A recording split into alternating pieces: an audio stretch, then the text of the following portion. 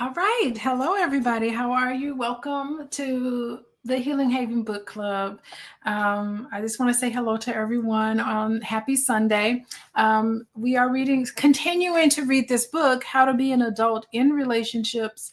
It's the 5 Keys to Mindful Loving. You all probably know what that is at this point. If not, you can definitely look at the other videos that I've done. You probably can go to Boyce and Alicia TV, and then a lot of the videos will be easier to find there. But hey, everybody! I see y'all in the chat. How you doing, Damon and Patricia? I think I can almost. You should quiz me on where you guys live because I think I'm starting to see some of these names, and I remember where you guys are from. But in case I haven't, just type in where you're from. Hey, Eric and Karen and Ari. I see y'all in the chat. How y'all doing? I'm Dr. Alicia. In case y'all don't know, I am Dr. Alicia. I am a full-time, 100% full-time college professor. So full-time, what I do is I teach and train other adults how to become therapists like myself, how to become a social worker. I teach mostly the clinical courses. I teach some of the electives, and I also teach research. Oh my gosh. And I teach the diversity class. I think I teach probably the more difficult classes in the curriculum because research ain't no joke. Teaching diversity is no joke, but it's fun things to do, and I enjoy that. So I've been doing that for 16 years. For over 20 years, I have been a licensed therapist. So I think this is really kind of cool. I get to take some of the things that I talk about in the classroom, some of these nice books that I've been kind of reading by other social workers like myself, and I can talk to you about positive. Oh my gosh, my children are texting me now. It's distracting. But anyway, I can talk about healthy relationships because really that's what I'm promoting. I am a second generation healer. In case y'all don't know, my parents had advanced degrees in child behavior. Even my stepmom, like everybody who raised me, had advanced degrees in child behavior and healthy relationships. And so I'm the second generation of people who are educators and healers. So I'm a healer.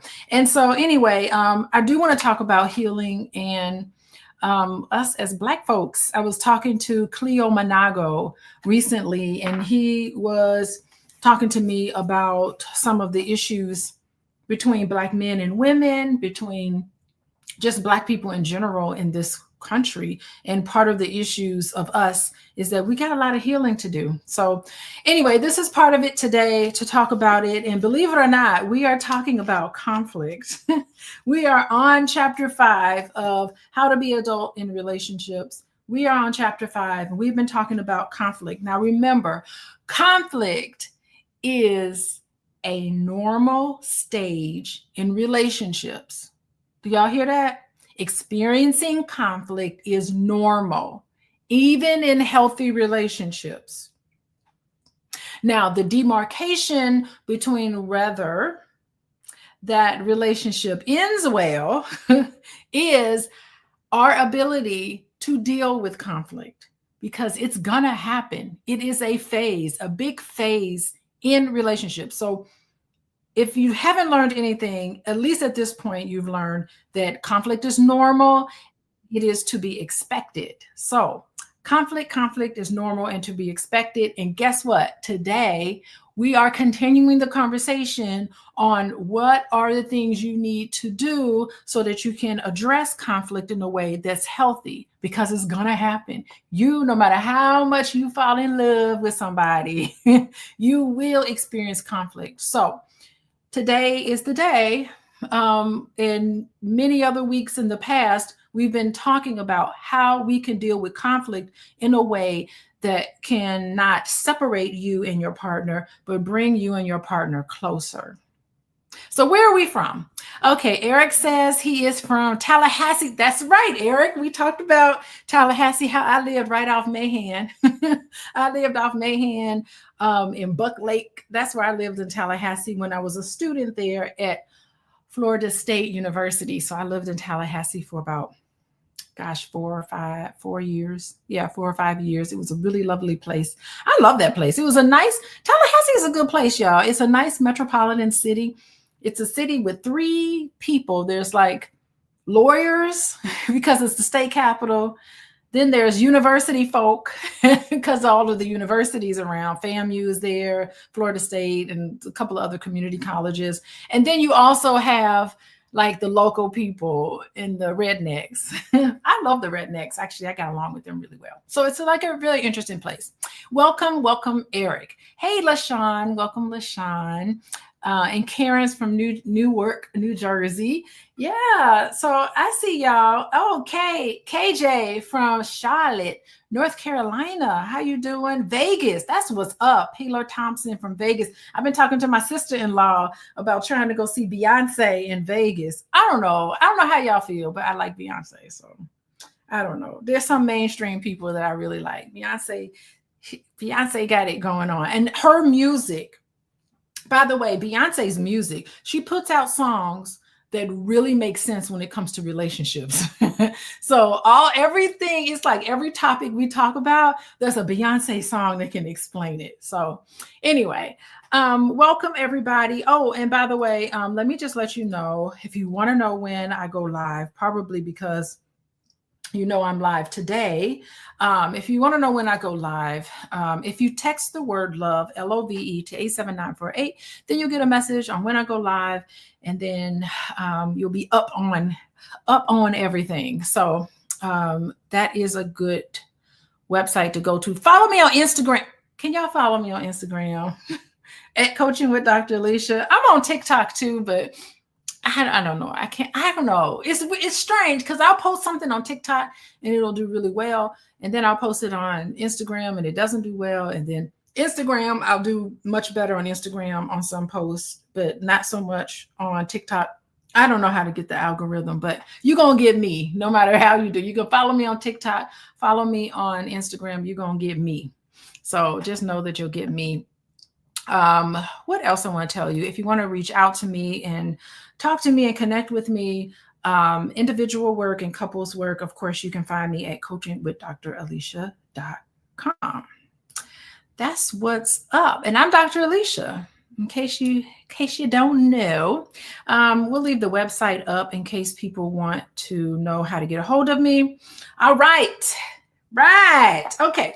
So we are continuing our conversation here about conflict. It is the longest, most agonizing phase of a relationship. But it is a necessary phase of a relationship. This is where growth happens. Sometimes this is where you part ways, because as long as you are committed and open to giving and receiving the 5 A's of mindful loving, I think you're good to go. But if you get to the point where you're just not willing to meet your partner part ways, halfway, you're not willing to be open and to explore and talk about issues, then I don't know if you should be in a relationship with anybody. Or I don't know if that person you're with needs to be in a relationship with you. So I really do think that this is a very important, normal part of a relationship. Yes. How to deal with conflict. Okay, so let's see, where did we leave off? Oh, we left off last week about feedback. You got to give your partner feedback on how the relationship is going. You need to give your partner communication. You got to say it. Now, we also talked a little bit about introverts versus extroverted people. So, and I had my husband on here, Dr. Boyce, who is extremely introverted. And sometimes I'm like, what are you thinking? What's going on with you? Come on out and say it. I have to encourage him to talk. And sometimes, I realize that I need to like button it up a little bit because, I'm a therapist. I'm a second generation therapist. So, I believe in talking about feelings, talking about emotions. We all say it as it comes out. So that's the type of environment that I grew up in. And feelings were important, feelings were heard, feelings were validated, feelings were accepted, thoughts, feelings, all these things were encouraged as I was growing up. And then it wasn't until I left house that I was like, this is not second nature to some people. So Today, we're going to talk a little bit about compromise.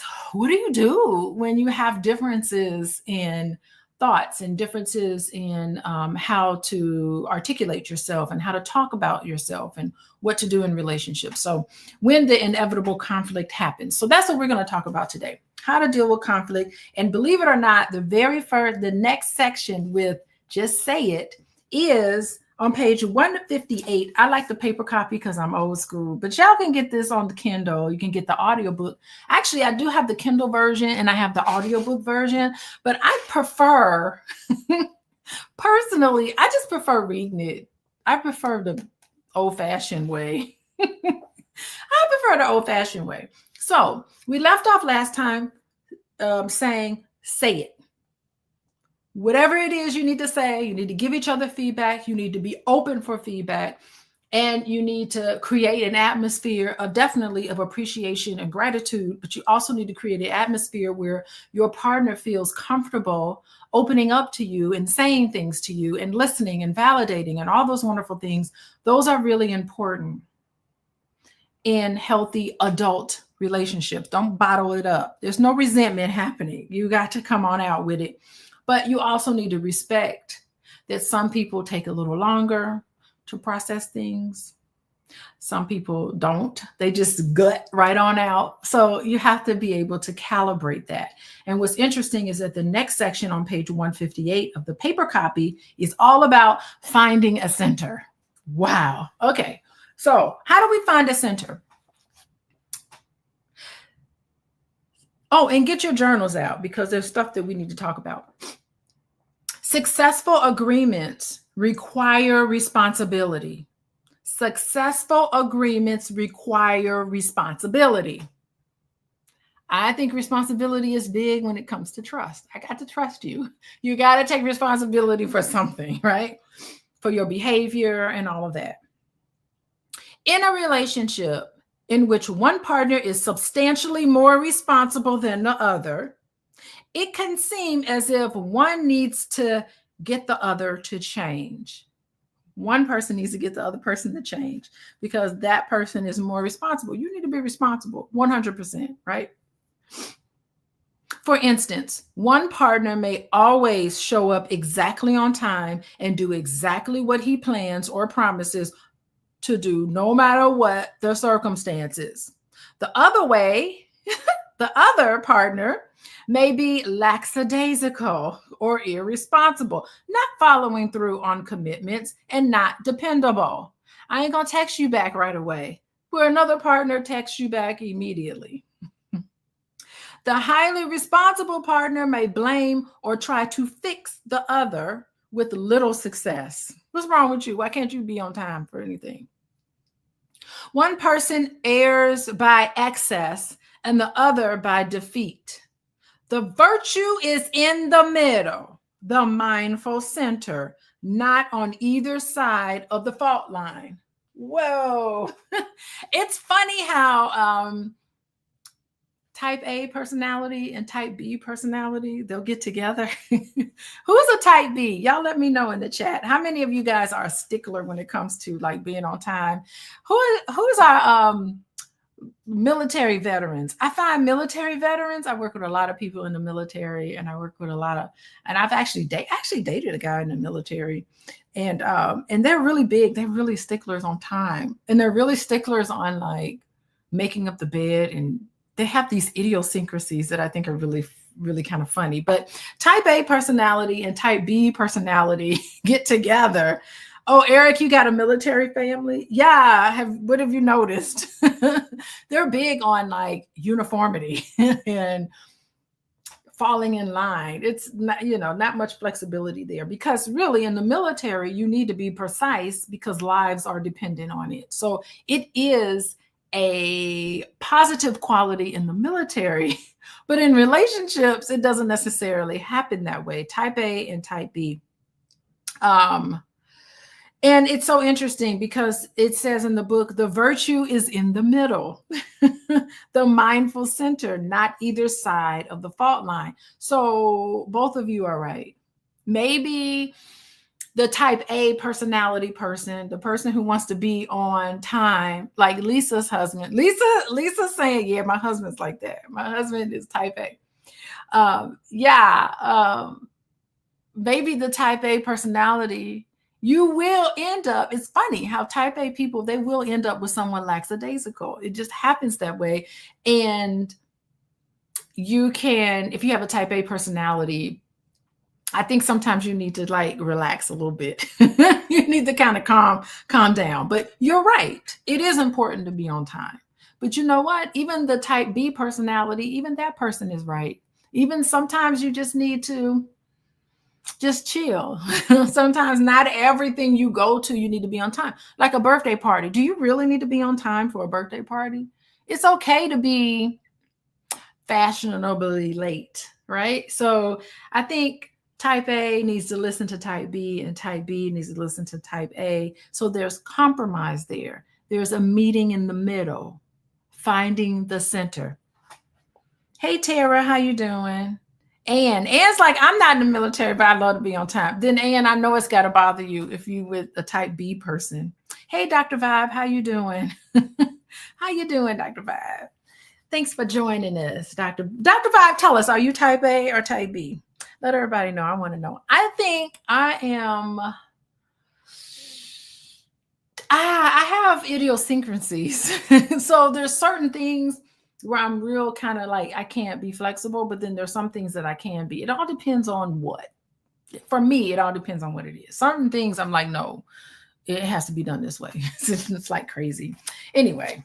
So they're saying that it's important if you're in a relationship like this, where there's vast differences in terms of timeliness, in terms of cleanliness, in terms of all of the things that couples tend to fight about, it's important to find the middle, the center. The goal for one partner is less compulsion. For the other, it's more reliability. So everybody's right. Yes, you need to work on showing up on time. And yes, you need to relax a little bit. How about that? Y'all need to listen to each other a little more. If one partner does the work and changes, bravo to that partner, by the way. You want to be flexible in relationships. That one can still accept the other and see her or him with amusement and compassion. No longer the complaint, with complaint. Being in the center makes us feel so good. We feel less of a need to get others to change. Less of a need to get others to change. So consider this chart. And of course, Dr. Richo, he loves a good chart to illustrate what he's talking about. Okay. So the irresponsible extreme, not enough energy, may ask what all the fuss is about. So if you're irresponsible extreme, there's not enough energy and you ask what the fuss is about. A compulsive extreme, on the other end, too much energy, blames the partner and feels disrespected when she fails to live up to his definition of responsibility. And then the mindful center is stillness. Sees all that happens with gentle amusement and sincere compassion. Gentle. I like that he brought up that word gentle because I don't think we're gentle with each other enough. The key to conflict is gentle. And that is a very mindful place to be. And I think in order to be gentle, you really need to get to a place where you can not respond to what bothers you in the moment. Just hold it in a little bit and then later have the conversation, not necessarily bring things up as it happens. Just hold on and bring it up at a time where both you and your partner can have a really nice, mindful conversation. So really bringing the center together. I think when navigating conflict, the mindful center balances energy and intention. So, I mean, what do you say here? The irresponsible extreme. So the irresponsible extreme, the type B personalities, sometimes they can be very dismissive in a way. They don't take responsibility for the fact that they made everybody late. They dismiss people. And you're wondering, like, why is everybody making this a big deal? It's just a birthday party. What's all the fuss? And sometimes they can disengage entirely and really make the other person feel unimportant. Now, on the other hand, you have this compulsive extreme that involves too much energy. You spend so much time blaming other people, getting your feelings hurt and disrespected, and rigidly adhering to your definition of what responsibility means. Whereas what the author's saying is that this mindful center resides in the stillness, coming from a place where you can observe the unfolding conflict, gentle, amusement, sincere compassion. And that creates a space for growth and understanding and emotional clarity. That is what the author is trying to say. Hey, Lisa is saying, but not too late. My husband brings things up months later when he's angry. Oh, Lisa, that's too bad. Your husband should bring things up within a couple of days. I say within 48 hours, you should bring things up. And you only know how he really feels when he's angry. No, he should talk about things, not when you're angry. Actually, you should do the opposite. When you're angry, you need to recognize that you're angry and verbally say, I'm feeling angry. That doesn't mean that you act on it. And then later on, when you're not as angry about it, then you talk about it. I don't know. There are people who you never really know how they really feel about things until they're angry. And then you're just like, you've been holding that for all these months and never said anything. Like, I can't read your mind. It's not fair to the other person. So I know that's got to be pretty stressful, Lisa. Yes, and Phelps, emotional intelligence. That's exactly what we're getting at. So finding that center is so important. So how y'all doing with finding the center? Are you and your partner opposites in this regard? And if so, how are you handling all of that? Do you insist that the other person change, or can you see and admit when something is a personal issue? It's an idiosyncrasy. Oh my gosh. Okay. Yes, Lisa. But try to encourage. Here's what you do, Lisa. Try to encourage him to talk about how he feels when he's nice and calm. How do you feel about that? What's going on? What's on your mind? A penny for your thoughts. Tell me about it.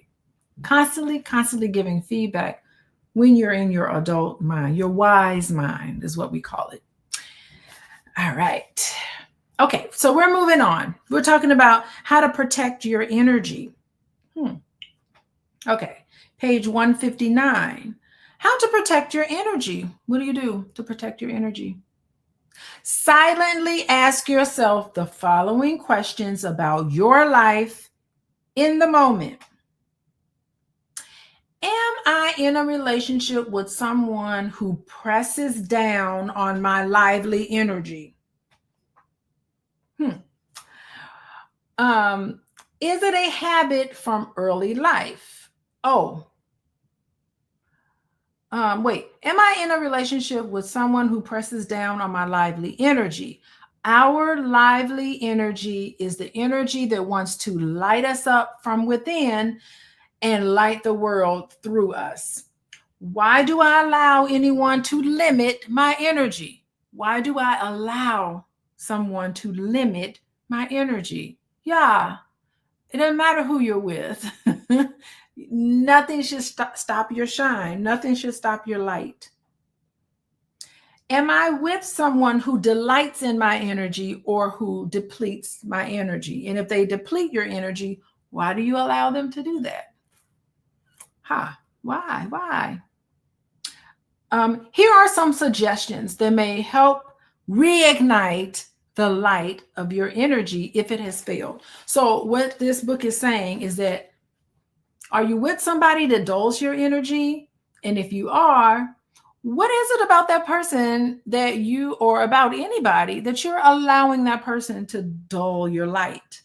So we all have a light in us. Don't let nobody stop your light. No one dull your light. You're going to shine forever, right? So here are some things to consider to keep your light shining. Number one, the number one thing you need to do to keep your light shining, let go of control over others. Do you feel like you need to control somebody? If you do, then that is dulling your light. So allowing somebody to dull your light is the same thing as you wanting to control them. And you're unsuccessful doing it because it's unrealistic to even want or even expect to control another person. How about that? Let go of control over others. Let them do and be whatever they're going to do and be. Every unit of energy that we invest in changing others is subtracted doubly from our own lively energy. So you're wasting your time, dulling your light when you try to control another person. Let them be. We may be controlling not so much to prevent bad things from happening as to prevent ourselves from feeling grief, anger, or disappointment. So controlling other people ain't even about that person in the first place. Controlling other people is not necessarily a desire to prevent harm, but it is a deep-seated intention to shield yourself from uncomfortable emotions that you're not willing to deal with: grief, anger, and disappointment. So you want to manage circumstances, tightly manage them. And we construct an illusion of safety. When you feel like you control things, it's an illusion that you're safe. Believing we can sidestep these feelings altogether. But avoidance of these feelings disconnects us from the emotional world. And that's how you achieve self-actualization. A few weeks back, we spoke about self-actualization. And to achieve self-actualization means that you have to be comfortable with your pain. You have to be comfortable with your feelings in order to be comfortable with other people's feelings. This is called growth. So resilience lies in allowing you to feel fully and to sit with it and stop trying to control things so that you can stop the inevitable human process of feeling what you need to feel. So release that control. And when you release control of other people, it doesn't mean chaos is going to ensue. It just means you trust your ability to handle how you feel. That's deep. I like that. How y'all doing? You are tuned in to learning about how to be an adult in relationships. It's the 5 Keys of Mindful Loving by social worker David Richo. And oh my goodness, he's laying it on us. The issue with control. Controlling other people dulls your light because it's wasted time and energy. Isn't that something? Okay, we are moving on. We are on page 159. And so that's the first thing. If you find that you're with somebody and they're dulling your light, release control. All right, first thing to do. Second thing he asks us to do, ask yourself what you want 100% of the time. Say yes to yourself twice as often as you say no, but be willing to compromise. Oh, the word compromise. That's the big C word in relationships. Compromise, compromise, compromise.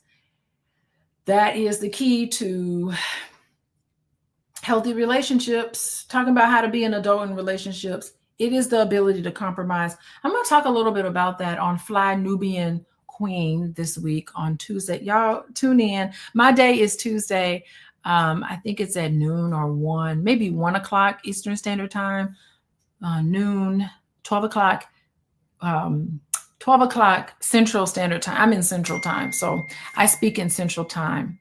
And yeah, I think that is very important to think about, being able to compromise. That's so key. And to be compromised and to be able to compromise, you need to be flexible. You need to have empathy. You need to see another person's perspective. And this week, I'm not certain, but a bunch of us have requested to talk about this whole meaning of what does it mean to submit to your husband? Wives submit to your husband, and husbands submitting to your wives, and all of that. My kids are texting me, and I am like, they are something else. They asking me questions. Taylor, my daughter, has dance competition. Okay. Anyway, and they just keep reaching out to me. So how y'all doing? It's all about compromise. And I'm not certain that having the submission conversation, I'm not even going to bring it up here, but the submission conversation, hopefully I'll be able to talk about it. Lord, I got to let them know. Doing a video. My kids are something. All right. So being able to compromise is number 2. So number 1 is letting go of control. Number 2 is being able to compromise. Number 3 is choose reconciliation over ongoing feuding. It is a choice. You have a choice. Either you fighting with your partner, you're not listening and you're fighting, or you're looking for reconciliation, whatever that looks like. So that's a choice. So choose reconciliation. Healthy adults do that. Never retaliate or use violence, no matter what the provocation. Correcting others' inappropriate action is best led to instruction and compassion. Compassion, not what's wrong with you? How come you don't know this? How come you don't understand? What's wrong with you? It's not putting other people down. It's not judging other people, but treating them with compassion. Compassion is so needed. Not punishment or retaliation. That's really terrible. People who are very vindictive, I think that's really awful. Okay, so that's the third thing. Number 4, y'all write this down. These are the things you need to work on. Number 4, to protect your energy, you need to confront or turn away from those who bring you down. So you could just either block them out, right?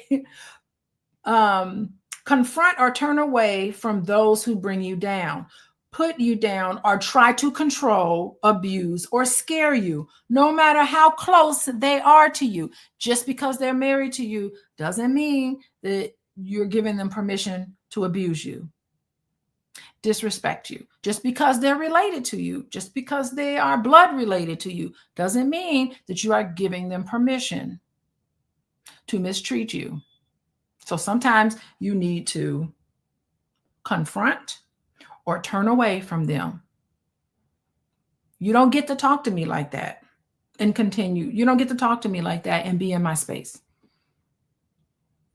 How about that? I don't care if we're blood related. I don't care if we're married to each other. We don't talk to each other that way. We don't speak to each other that way. This is unacceptable. And unless we can be mutually respectful to each other, this conversation is over. You can set boundaries up. I'm feeling upset. And hopefully you're around somebody who can hear that and entertain that. Okay, if I made you upset, tell me what it is that made you upset. Hopefully you're with somebody who won't become defensive. You're with somebody who's willing to listen and compromise and understand where you're coming from, because adults can do that. How about that? Yeah, I wrote a word down here when I read this earlier. there are some people who can be really negative. And sometimes, I worry about their mental health. And so that's another thing to consider too. It's like you can tell somebody, I worry about your mental health. You seem to see the glass half full instead of half empty.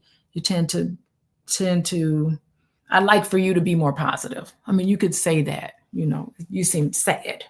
Talk to me about it. Anyway, so just depression came up for me because people who are depressed will sometimes try to do things that they're not supposed to do. So sad people do that. Okay, so we got 1, 2, 3, 4. Okay, so we got 4 things: let go of control, compromise, say what you want, compromise, reconcile. That's a choice. Number 4 is confront or turn away from them. Say, we don't do this. Okay. And then number 5, express your creativity. Begin a project you have only imagined. Whoa. Express your creativity. So find an outlet. Find an outlet that sparks you. That's tip number 5, to get your light shining. And y'all know what it is. Some of the projects that's on your mind that you've been thinking about that you haven't been able to get to. Work on that. Start working on that. You don't need your partner's permission to do things you want to do, right? I like that. Number 6, be yourself sexually. Responsibly, of course. Yes, consenting adults. As long as there's consenting adults, there's nothing wrong with kink and all that other stuff. I don't know. At the Black Love Weekend, we had our wonderful sex therapist come in, and she talked about shame. You shouldn't have shame around something that you want, a desire that you have. You're consenting adults. As long as it's adults who are consenting, it's okay.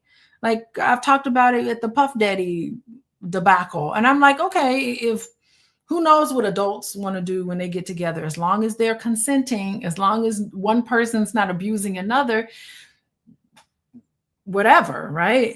That's okay. We shouldn't shame people for having alternate desires and fantasies.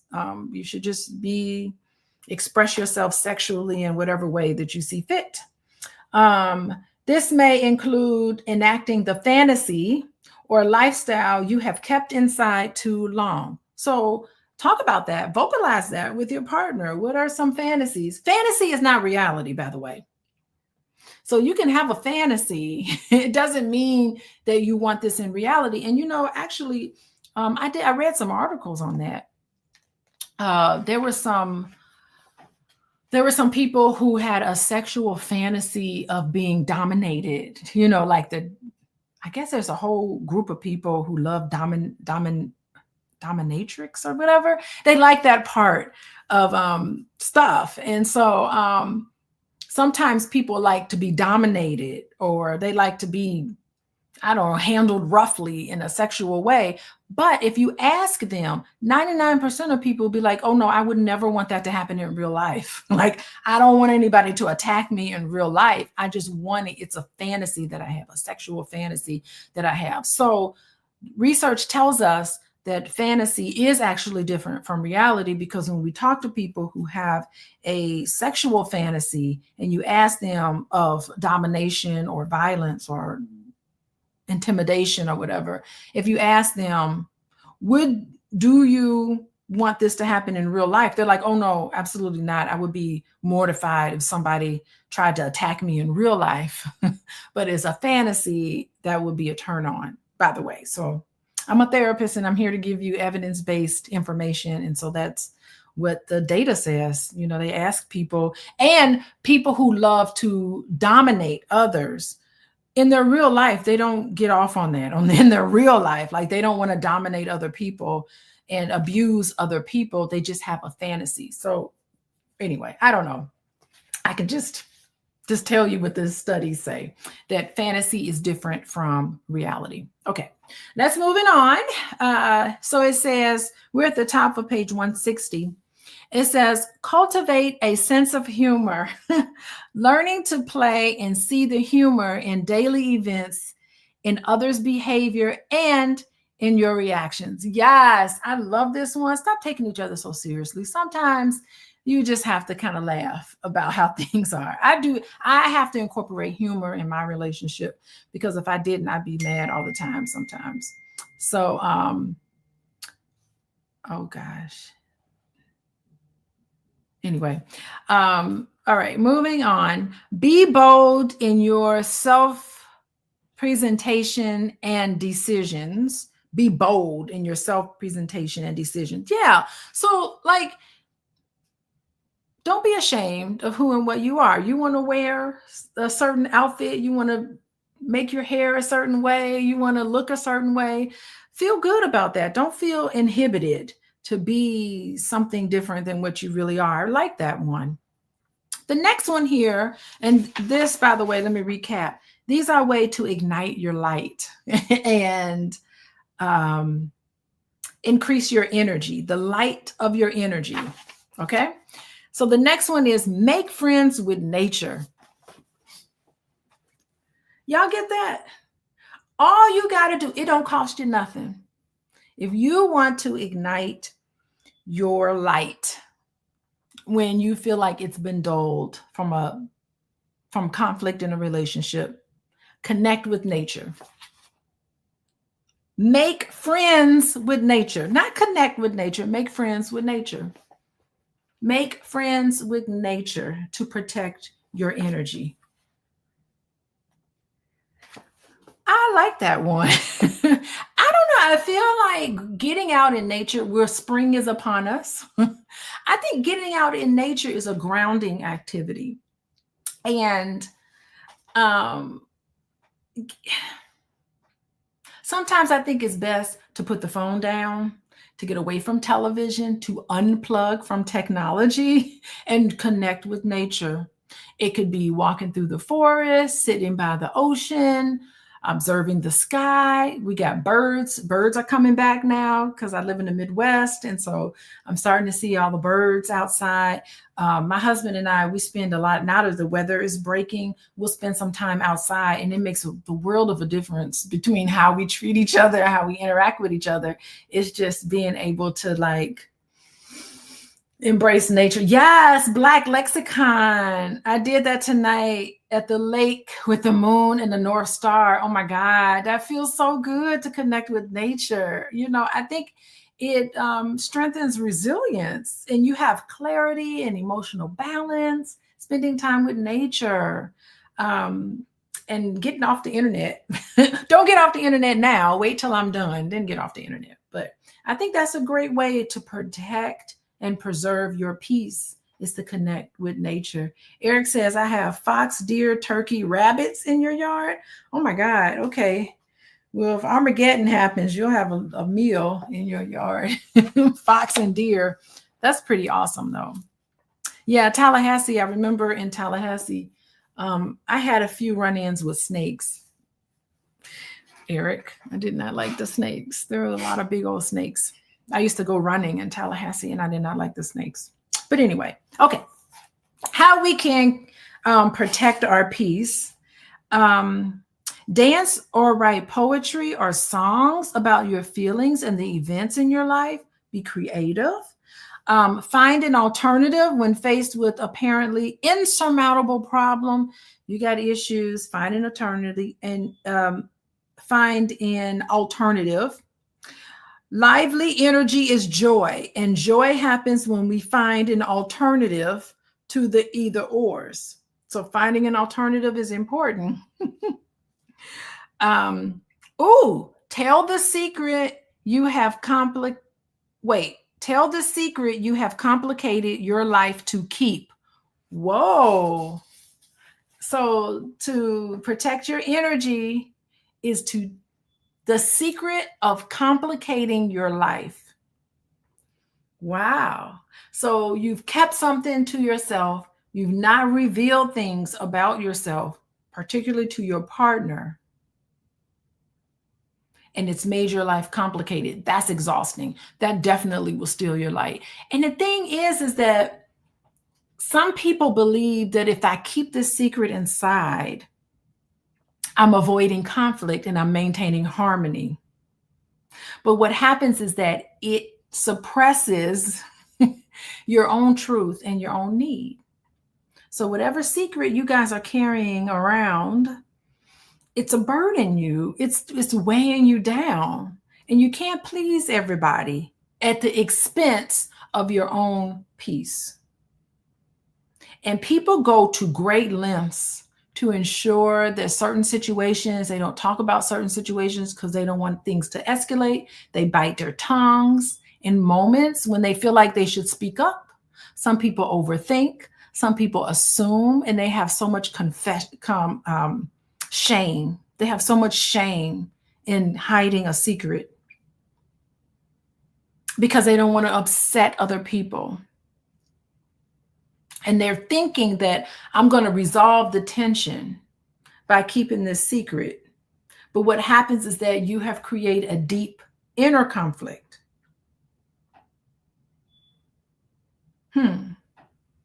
So you're complicating your life by prioritizing an illusion of peace and calm for your own honesty. When true harmony comes from not avoiding, not hiding how you really feel, but authentic communication. And that takes courage to be able to address conflict and compassion with openness. That's a tough one. I think that's a tough one. Eric says, confess with your mouth for forgiveness and redemption. Yeah, say what it is that's going on with you. Don't hold things in. Have a conversation with trusted people. That's a good one. Tell the secret you have complicated your life to keep. Tell the secret you've complicated your life to keep. Okay, last but not least, drop every yes but that comes to mind as you read this list. How many of y'all were like, yes, but I can't do it. Yes, but I can't do that. Y'all think y'all can do it? Do you think that you can? Last week, we had a challenge of saying what's on your mind. Wait, what was the challenge last week? Was express resentments and appreciation daily. How y'all doing with that? Expressing appreciation and resentments on a daily basis. Have y'all been able to do that? Let me know. How y'all doing?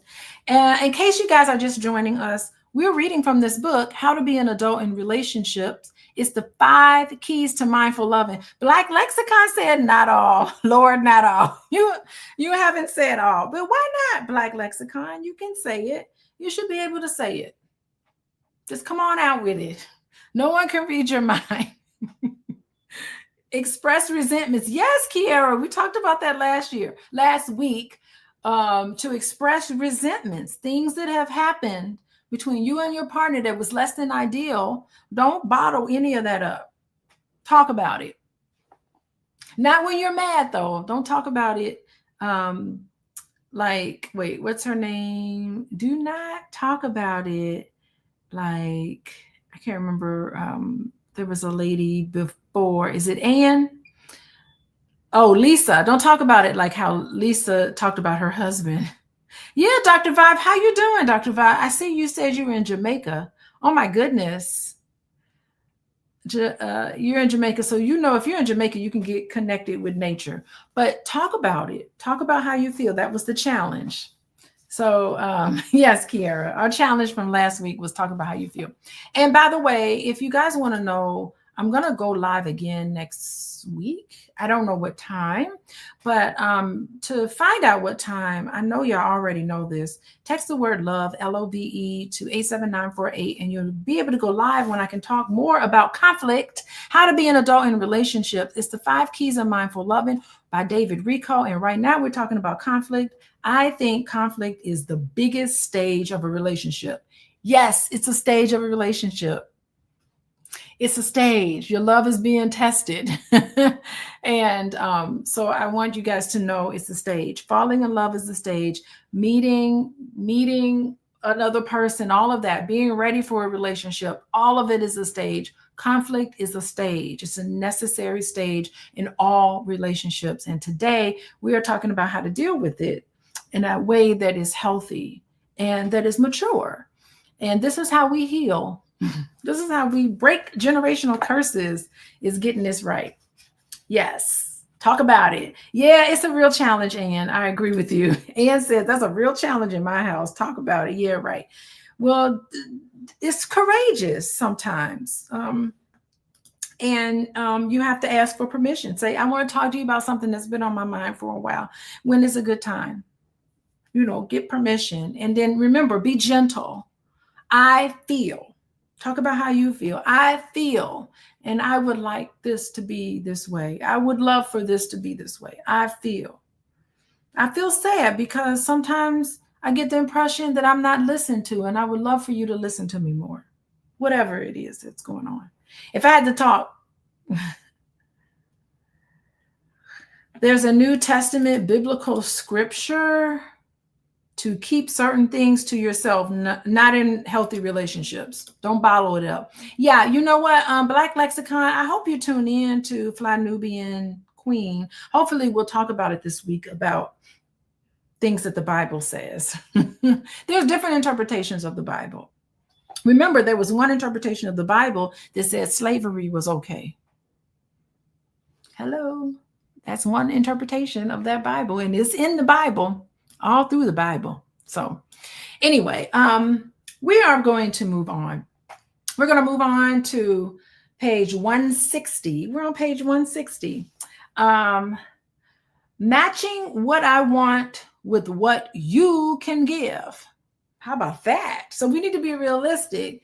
Matching what I want with what you can give. Okay. We may be demanding that our partner meet what we believe are reasonable expectations. I demand you do this.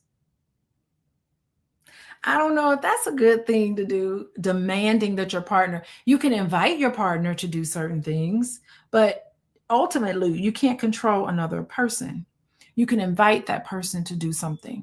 So if I have an issue with my husband, well, just this week I was asking him, hey, I'd like for you to, for instance, hang your coat up when you come in, or put your shoes away because I'm tripping over them. I'm inviting you to do that. And he can either say yes, no, or whatever. I can't control what he does, but I can definitely invite him to do certain things. Again, he can do the same for me. He can invite me, but he can't control me. And if he chooses not to put his shoes away, then there's consequences. I could just take his shoes and throw them down the stairs like I do, when he forgets, so whatever it is, I can't control another person. He can't control me, but he can ask me to do something. And typically I'm looking for compromise, right? If it's something that's not a big deal, I don't mind adjusting. So it all depends. You have to be able to match what you want with what you can give, right? You have to be able to match what I want with what you can give. That's important to do. Okay. So we may be demanding that our partner meet what we believe are reasonable explanations. And I just talked about how demanding is not healthy. For instance, Jennifer rushes in the last minute for an outside engagement rather than being ready early. So Jennifer is late, as Roger always is. So Roger's early. Roger's ready to go, but Jennifer is late. Yet Jennifer has shown over the years that it is not in her character for her to be like Roger in this respect. So we got two different people. They're two different individuals. In fact, her lifelong style is to put things off till the last minute. So she's a type B and Roger's type A. Oh gosh. But Roger is convinced that any partner of his should do things the right way. What? So Roger's like, you either be on time or else, but it's not in her nature to do that. So what do? Indeed, his sense of entitlement requires that others reduce his stress level by changing any style that annoys him. So what do you think? Should she submit to him and say, yes, Roger, I'll change what I am just so that you can be happy as the head of the household? And let me just stop. Let me stop. I'm being petty. Let me stop being petty. Okay.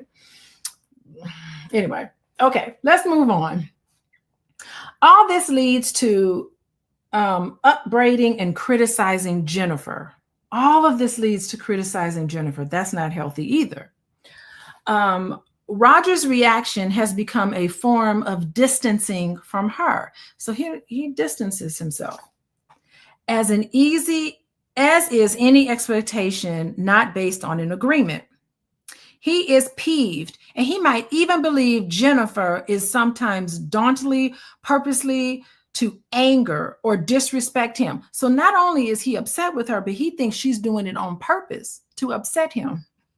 He keeps bringing all this up in more and more heated ways. Jennifer takes this understandably as nagging. Leave me alone. Stop nagging.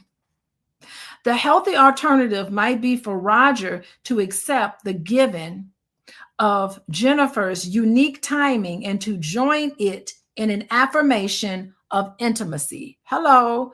The healthy alternative might be for Roger to accept the given of Jennifer's unique timing and join it to an affirmation of intimacy.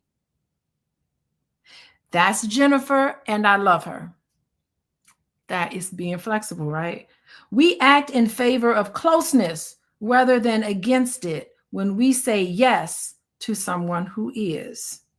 When we reconcile ourselves to what we see as a partner's limitation, we are practicing acceptance. And that is one of the 5 A's to mindful loving. Acceptance. What are the other 5 A's? Y'all know, if I quiz y'all today, women are so blessed today. Back then. Okay, Chris, explain more what you mean. How women are blessed today. I don't know. So the 5 A's to mindful loving, y'all know what they are? I wrote them all down in the margin, so I don't have to try to remember. The 5 A's to mindful loving are acceptance, allowing. Wait, where are they all? I wrote them down in the margin. Do y'all have it? Acceptance. Okay, the 5 A's to mindful loving is acceptance, allowance, appreciation, affection, and attention. Those are the 5 A's. So what he's saying is that matching what I want with what you can give, sometimes you need to demonstrate one of the 5 A's, which is acceptance. Accepting a lower than expected but more realistic dividend reduces the stress all around. Okay, partners work things out best when they align to the familiar 3-fold prayer for serenity: to accept what we can't change, courage to change what we can, and the wisdom to know the difference. We need to know the difference. Can this person really change, or is this person just this way? And that's one thing, that's what you do in any relationship, myself included. Apply those also to people's personalities. There are some traits in ourselves and others that won't change. Most, in fact. There are some that can be changed. It is up to us to know which is which when conflicts arise. So when conflicts arise, we need to try to figure out what is it that we can change and what is it that we can't change. Having that conversation. We will then find serenity because we accept what we can't change. Our dialogue in relationships will only be about what can be changed and We will thereby gain the wisdom to know the difference. This is compromise.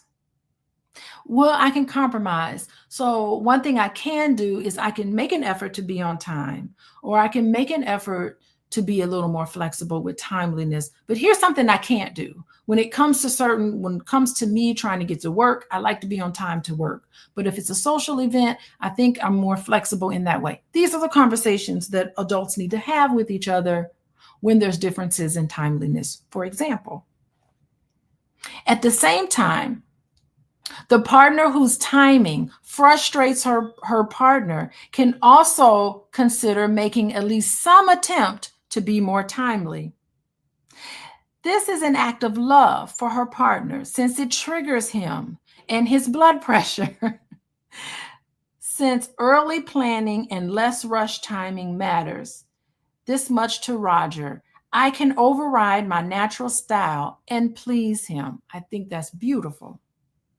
Jennifer has made a decision for closeness at no great cost to her and as a gift to the one she loves. That is really wonderful. I think that is a great lesson for us. We all need to choose closeness. So when we see that there's a difference, we need to choose closeness. This is a good lesson to learn when handling conflict. Accepting the balance between what you desire and what others are realistically able to provide. It's an art. I think it's an art. Trying to figure out, the 5 A's is, Anne is asking, what is the 5 A's? The 5 A's is attention. These are the 5 A's to mindful loving. This is the key to how you need to treat other people in your relationship. You need to be able to give and receive attention. Doesn't have to be all the time, but you need to make time for attention. When you're not on your phone, you're paying attention to the person who matters to you. Acceptance, you're accepting them. This is applicable to dealing with conflict. There's certain clashes that happen in conflict. When it arises, we need to be realistic. Realistically, we need to think about what the other person can realistically provide. And some of the things that they can't provide, we need to demonstrate acceptance. We need to allow people without judging them, allow them to be who and what they are, encourage them to be who and what they are. You need to have affection, physical touch. It could be words, affectionate words. You need to have affection. And last but not least is appreciation. So not focusing on the negative, but demonstrating being grateful for your partner and appreciating.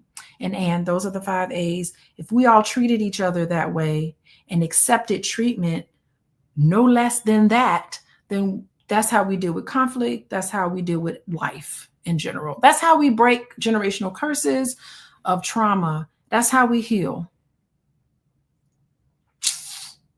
So, what did I want to say about